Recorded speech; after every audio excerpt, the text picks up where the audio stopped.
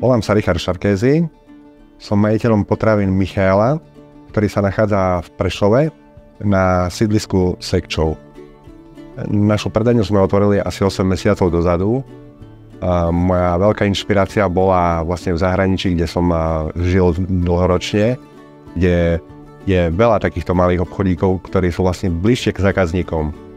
Sú to malé obchodíky, ktoré vlastne fungujú na tom rodinnom prístupe, ako aj naši zákazníci, ktorí k nám chodia, vedia, že ak niečo nemáme, nie je problém sa dohodnúť, objednať, nájsť nejaký podobný produkt.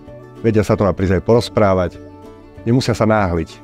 Ako som spomínal, sme na sídlisku, kde žije približne 25 000 ľudí. A tento priestor, v ktorých sa nachádzajú tieto potraviny, niekedy to bol len podchod bežne na sídliskách. Bol potom prerobený na predajňu s noseným oblečením, takže second hand.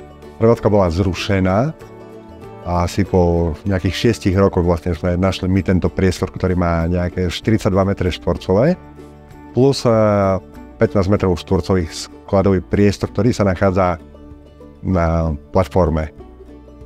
Viac menej sme vlastne si získali týchto našich zákazníkov tým, že sme s nimi komunikovali od začiatku. Sme sa inšpirovali nimi vlastne, čo by chceli, aby sme mali v našej predajni. Takže vlastne naše otázky stále boli každodenné, čo by sme mohli mať také, aby nemuseli vlastne ísť do tej konkurencie. Prevažne tovar, ktorý objednávame z Metra, pretože pracujem pre franchízu Môj obchod. Metro je známe tým, že má takisto svoje značky, ktoré prezentujeme aj my, pretože sú to kvalitné výrobky, ako Fine Life a Aro. A mimo toho ešte objednávame chlieb pre našich zákazníkov, ktorý môžem osobne povedať, že je na topka chlieb jarovnický. S týmto si myslím, že sme získali srdcia našich zákazníkov.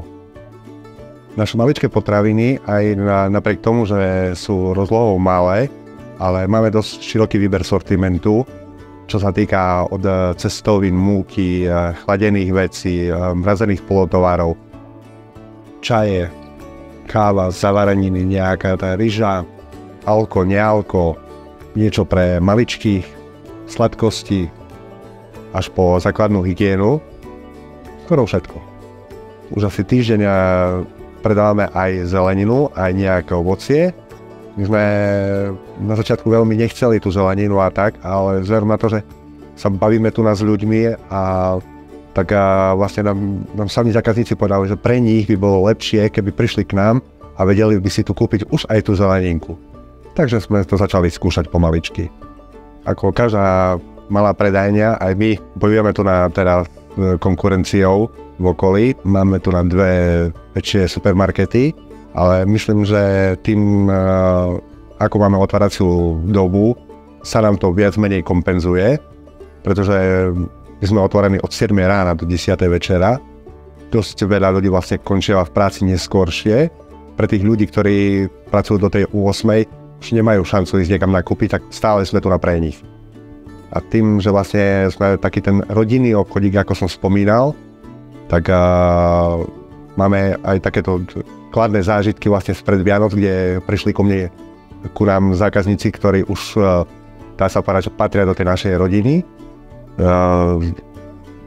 Pekne so zoznamom a aby sme proste pre nich vlastne my pripravili všetko, čo potrebujú na Vianoce s tým, aby sa vyhli tomu stresu, tomu bežnému nakupovaniu predvianočnému, ktorý každý pozná. Mimo to pre našich zákazníkov máme aj všeobecne pre ľudí tu na sídlisku. To sa spojilo so Slovenskou poštou. Môžu ľudia, ktorí si často objednávajú balíky alebo takto, nemusia utekať do najbližšieho obchodného centra, že vedia si ten balík vyzvihnúť aj u nás. A zase je výhoda pre týchto ľudí, lebo sme tu od rána do večera, do 10. Takže ako klasická pošta funguje do 6 a my sme stále tu.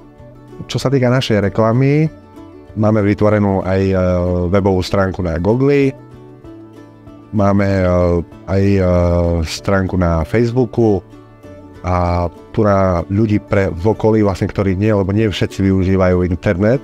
Tým, že ako som spomínal, spolupracujeme s Metrom, tak máme ich letáky Môj obchod. ktoré sa tu na Posekčove roznášajú. Pracujem v obchode len ja s mojou manželkou. Zamestnancov momentálne nemáme, pretože na takúto malú prevádzku nie je to potrebné. Zatiaľ má to svoje výhody aj nevýhody.